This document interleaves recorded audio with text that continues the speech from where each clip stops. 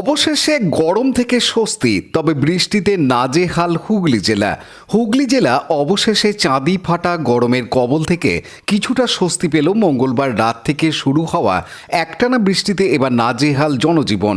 বিগত কয়েকদিন টানা তাপপ্রবাহে হাঁসফাঁস করছিল সাধারণ মানুষ। দুপুরে রাস্তাঘাট কার্যত ফাঁকা হয়ে যাচ্ছিল, মানুষ ঘর ছাড়া হচ্ছিল না প্রয়োজন না পড়লে।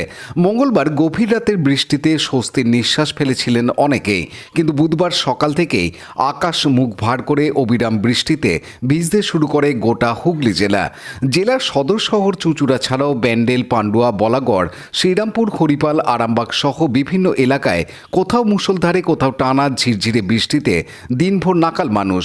রাস্তায় বহু জায়গায় জল জমে চলাচলের সমস্যা, ছোট দোকানপাট খুললেও ক্রেতা নেই বললেই চলে। কর্মজীবীদের ভোগান্তি, স্কুল কলেজ ও ছাত্রছাত্রীর উপস্থিতির হার কম। আবহাওয়া দপ্তরের পূর্বাভাস অনুযায়ী এই বৃষ্টিপাত মঙ্গলবার রাত থেকে বৃহস্পতিবার বিকেল পর্যন্ত চলতে পারে। সেই সঙ্গে কিছু এলাকায় মাঝারি থেকে ভারী বৃষ্টির সম্ভাবনাও রয়েছে। আবহাওয়া অধিদপ্তরের সতর্কতা অনুসারে নিচু এলাকা জলমগ্ন হতে পারে। নদী তীরবর্তী অঞ্চলে সাবধানতা অবলম্বনের পরামর্শ দেওয়া হয়েছে।